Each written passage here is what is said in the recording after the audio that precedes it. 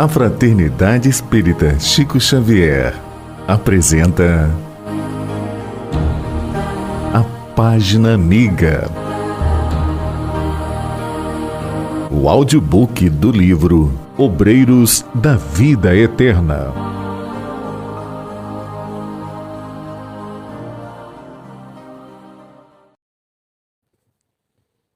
Capítulo 11, primeira parte, Amigos Novos.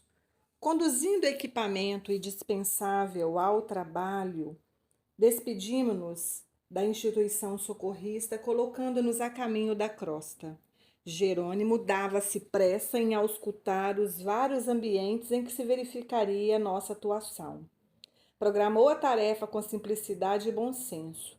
Não nos distrairíamos com qualquer investigações, além da missão previamente esboçada, e manter-nos-íamos em ligação incessante com a casa transitória para maior eficiência no dever a cumprir. Naturalmente, explicou o delicado, seremos forçados a diversas atividades de assistência aos amigos prestes a se desfazerem dos elos corporais do plano grosseiro, e a fundação de Fabiano será o nosso ponto principal de referência no trabalho. Nos instantes de sono, conduzi-lo-emos até lá, para que se habituem lentamente com a ideia de afastamento definitivo. Intrigado ao verificar tanta cautela, perguntei: meu caro assistente, todas as mortes se fazem acompanhar de missões auxiliadoras? Cada criatura que parte da crosta precisa de núcleos de amparo direto? O amigo sorriu com indulgência na superioridade legítima dos que ensinam sabiamente e esclareceu: em absoluto. Reencarnações e desencarnações, de modo geral, obedecem simplesmente à lei.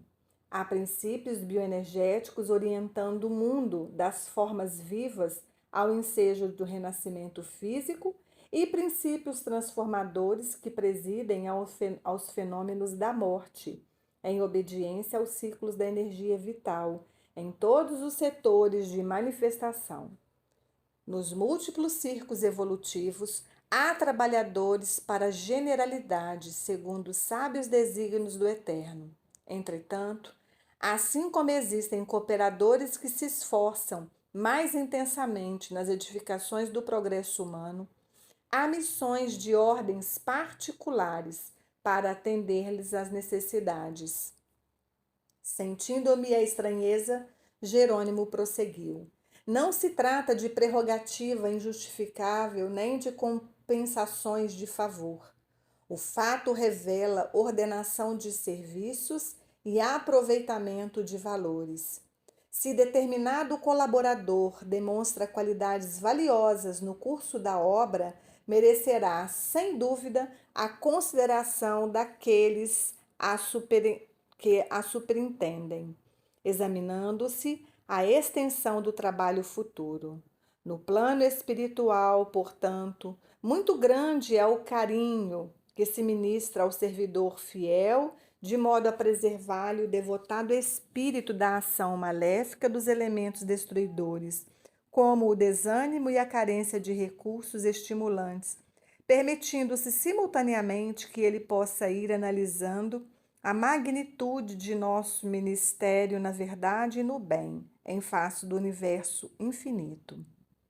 Ouvindo-lhe a elucidação, lembrei-me instintivamente dos tipos apostólicos que conhecera na experiência humana.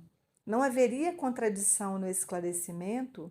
Os padres virtuosos com os quais mantivera contato no mundo eram pessoas perseguidas por todos os flancos. Notava que as criaturas de mais subido valor moral eram justamente as escolhidas para o assédio da calúnia constante. Sem relacionar apenas os de minha intimidade, recordava a própria história do cristianismo. Não era porventura cheia de exemplos? Os temperamentos, por muitos anos fervorosos na fé, haviam sido pasto de feras. Os continuadores do Mestre foram vítimas de tremendas provações.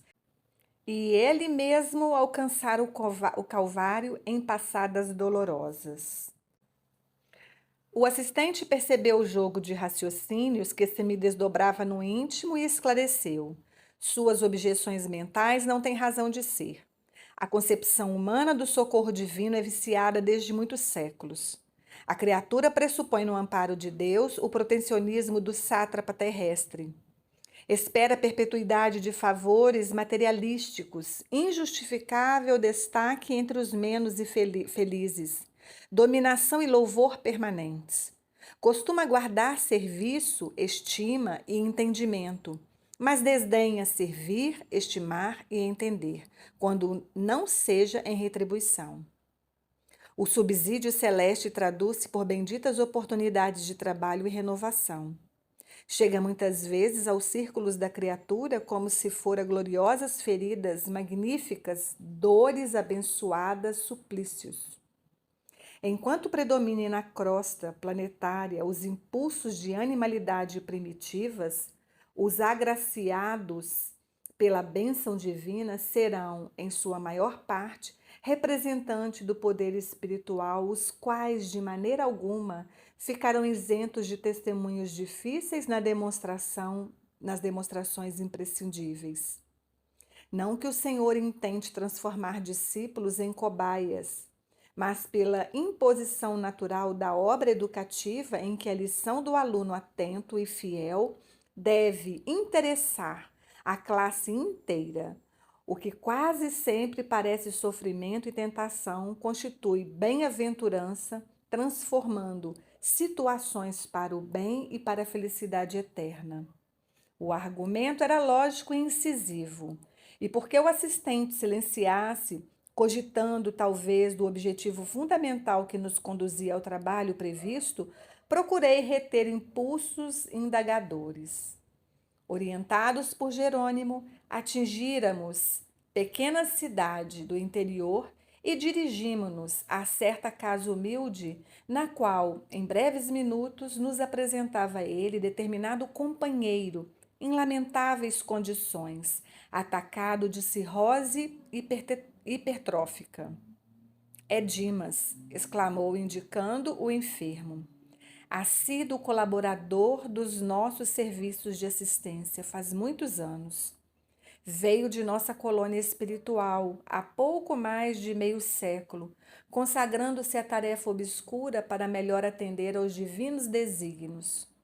Desenvolveu faculdades mediúnicas apreciáveis, colocando-se a serviço dos necessitados e sofredores. O quarto modesto permanecia cheio de radiosos eflúvios, denunciando a incessante visitação de espíritos iluminados.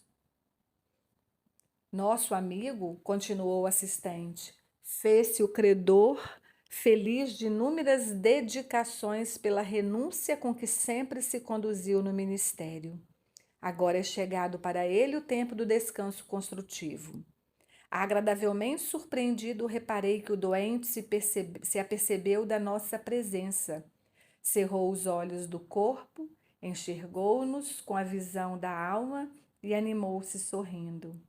O enfraquecimento físico atingira o ápice e Dimas conseguia deixar o aparelho corporal de certo modo com extraordinária facilidade. Fixando-nos perto do leito, pôs-se em ardente rogativa, pedindo-nos a colaboração. Estava exausto, dizia, no entanto mantinha-se calmo e confiado. Aconselhado por Jerônimo, acerquei-me do enfermo, aplicando-lhe passes magnéticos de alívio sobre o tecido conjuntivo vascular. O abdômen conservava-se pesado e enorme. Revelaram-se, porém, sensações imediatas de reconforto.